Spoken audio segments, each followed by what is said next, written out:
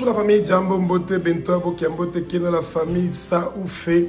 Alors aujourd'hui, nous allons parler d'une bonne nouvelle pour la République démocratique du Congo. Et ben, l'accord qui avait été signé le 18 mai 2022 entre Congo-Brazzaville et le Rwanda pour la location des terres a été rompu et on ne sait pas exactement si c'est vraiment officiel, mais c'est quand même quelque chose de très intéressant. Pourquoi? Parce que au fait, les Congolais ont toujours eu, les Congolais de Kinshasa, ont toujours eu très peur que le Rwanda allait faire une attaque contre Congo-Kinshasa en planifiant donc leur base au Congo-Brazzaville. Alors, donc le 18 mai 2022, le Rwanda va avoir un accord sud-sud avec Congo-Brazzaville où ils vont décider que 100 000 hectares de terres seront loués dans 3 différents départements de Congo-Brazzaville au Rwanda et notamment à la société qui s'appelle Crystal Venture, qui est une compagnie qui est très liée avec le gouvernement rwandais. Alors, sous l'appellation d'une compagnie de Congo-Brazzaville, eh ben, ils ont réussi à avoir ce deal-là, soi-disant, dans la coopération sud-sud et qu'ils ont obtenu donc 100 000 hectares de terres arables, donc agricoles, que le Rwanda pouvait exploiter donc au Congo-Brazzaville et ensuite de vendre des produits d'abord à Congo-Brazzaville et ensuite à d'autres pays africains. Donc, c'était un deal très léchant. Nous savons, nous tous, qu'au Rwanda, il n'y a plus de terres qu'ils peuvent utiliser pour l'agriculture pour la simple raison que la densité de leur population a tellement augmenté que le Rwanda est saturé. Ça veut dire que pour qu'ils puissent cultiver, ils ont besoin des terres et le Rwanda n'a plus ces terres-là. Et comme ils sont en train de profiter du désordre et du chaos qu'il y a dans les pays voisins pour pouvoir utiliser leurs terres, les exploiter et ensuite leur retourner ça bien vidé. C'est intelligent.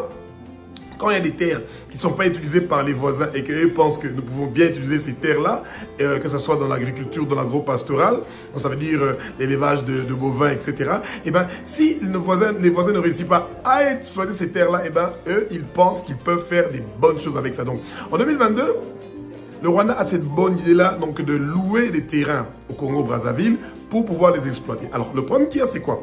Et que à 70 km, donc 70 km de Brazzaville, eh ben, tout le littoral de Congo-Brazzaville qui est juste en face, c'est dans le territoire de Maluku, et ben, l'ironie du sort est que le même Maluku dont on parle au Congo-Brazzaville, c'est le même Maluku dont on parle au Congo-Kinshasa. Et donc, c'est juste quelques kilomètres qui nous séparent de Congo-Brazzaville et de Congo-Kinshasa. Et ces deux zones-là de Maluku sont des zones donc industrielles.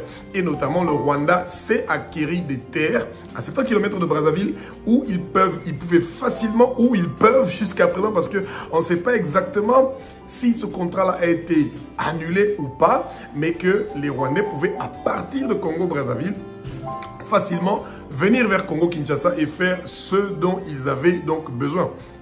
Et donc, pour l'entente de ces deux pays-là, c'était pas une très bonne chose que le Congo-Brazzaville a soifé de vouloir gagner de l'argent apparemment. Parce que pourquoi le Congo-Brazzaville devrait lui-même, au lieu d'exploiter ses terres agricoles, le faire louer à des compagnies rwandaises? Point d'interrogation. Et donc, la compagnie Crystal Venture, une compagnie rwandaise qui est très proche donc, du gouvernement, va recevoir donc une offre de pouvoir donc louer 100 000 hectares. Finalement, ça ne sera pas 100 000 hectares, ça sera 12 000 hectares. Et bizarrement, dans ce contrat-là, s'ils n'avaient pas donc utilisé ces terrains-là ou commencé à exploiter ces terrains-là avant le 8 décembre 2024, et ben ce contrat-là allait être résilié. Et jusqu'à preuve de contraire, jusqu'au 8 décembre 2024, et ben ces terrains-là n'ont pas été donc utilisés.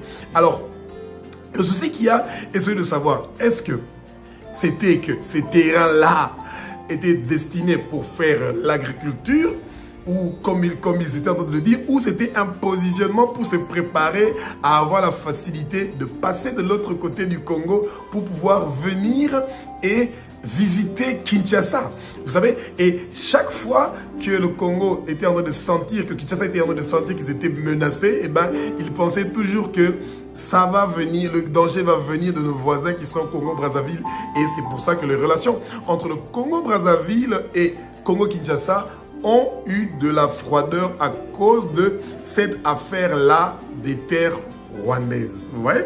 Et donc, ça, c'est quand même un souci. Alors maintenant, la question qu'on doit se poser est que nous savons qu'il y a certains pays africains qui sont des spécialistes dans la vengeance. On a vu ça au Congo. Chaque fois que il y a des accords qui n'ont pas été tenus et qu'il y a eu des embrouillements, etc. Parce que nous supposons qu'il y a beaucoup d'argent qui était investi dans cet accord-là entre le gouvernement congolais et les entreprises rwandaises qui sont venues donc pour exploiter les terres au Congo-Brazzaville. Et la question, c'est de savoir, est-ce que les Rwandais vont récupérer leur argent qu'ils avaient déjà investi ou pas? Et ça veut dire que les mêmes problèmes des conflits géopolitiques africains vont recommencer. Et c'est ça qui est triste, bien-aimé. Que les Africains, d'une manière ou d'une autre, ils ne réussissent pas à s'entendre pour pouvoir réussir donc à résoudre leurs indifférences. Et chaque fois, il y a la tollée médiatique, etc. Parce que, oui, on a loué des terrains, 12 000 hectares au Rwanda, etc. Alors maintenant, que ces 12 000 terrains-là, ces 12 000 hectares-là, qu'on avait donc notamment initialement loués donc au Rwanda, est-ce que le Congo-Brazzaville va exploiter ça eux-mêmes pour pouvoir produire de la nourriture à un prix bas, comme le Rwanda était en train de prévoir ça pour le Congo-Brazzaville? Ouais. Et notamment, cette nourriture-là, que le Congo-Brazzaville allait produire par le Rwanda, allait aussi être vendue à Kinshasa. Et vous savez que Kinshasa est une ville qui est très alléchante et très attractive pour la majorité des grandes entreprises, pour la simple raison que 20 millions d'habitants à Kinshasa, ça fait un marché juteux pour les gens qui veulent vendre leurs produits agricoles. Et surtout que nous savons que la majorité des produits agricoles de Kinshasa sont importés jusqu'au foufou, la farine de manioc, la farine de maïs. Tout est importé.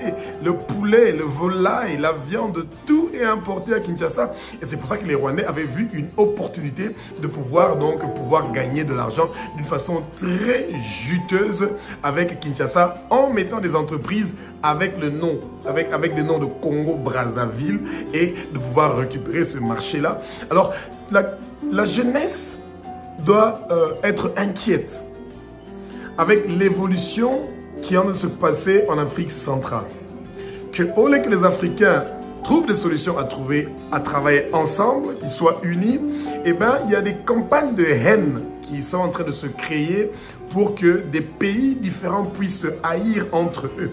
Et les politiciens sont en train d'utiliser ça pour masquer leur, comment on dit, leur manque de qualité de travail, parce que c'est ça que nous sommes en train de voir.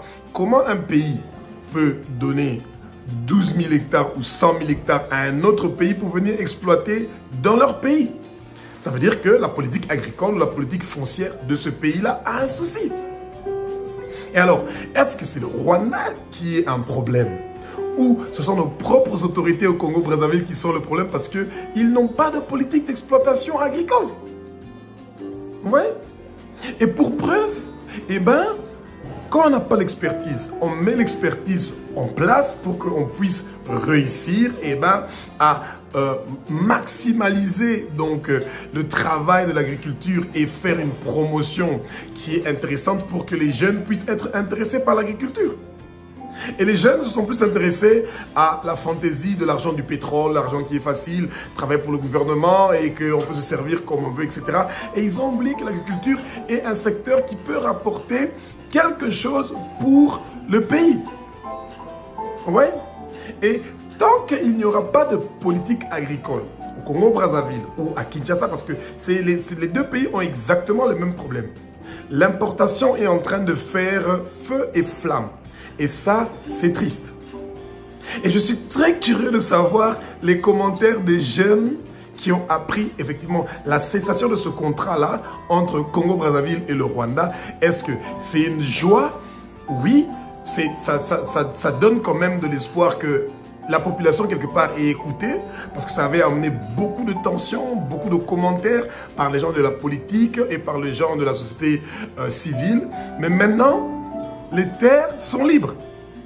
Le problème, ce n'était pas seulement que le contrat soit résilié, mais les terres sont libres maintenant. Et qu'est-ce que le gouvernement du Congo-Brazzaville va faire de ces terrains-là qui sont libres? Est-ce qu'ils vont les exploiter et que les Congolais de Brazzaville vont avoir du travail parce qu'on a besoin de créer de l'emploi dans le domaine agricole, on a besoin de créer des usines, des entreprises dans l'agroalimentaire? Est-ce que cela va se faire? Vous voyez? Et c'est ça. C'est facile de dire le contrat est résilié, oui, mais après, la suite, c'est quoi? Qu'est-ce qu'on fait de ces terres-là? On va encore les laisser pendant 20 ans, pas exploiter? Et qu'on va rien faire et on va continuer à laisser quelques individus qui font l'importation juteuse des produits agricoles et vendre ça directement à la population et gagner directement les francs CFA ou les dollars à Kinshasa? C'est vraiment triste de voir qu'on ne veut pas stimuler la population de produire leur propre nourriture, mais on fait gagner à quelques individus de l'argent qui sont en train d'importer des grandes quantités de nourriture et qui ne payent pas les taxes pour faire entrer cette nourriture-là dans le pays et ils gagnent de l'argent. Je suis très curieux de vos commentaires. Merci.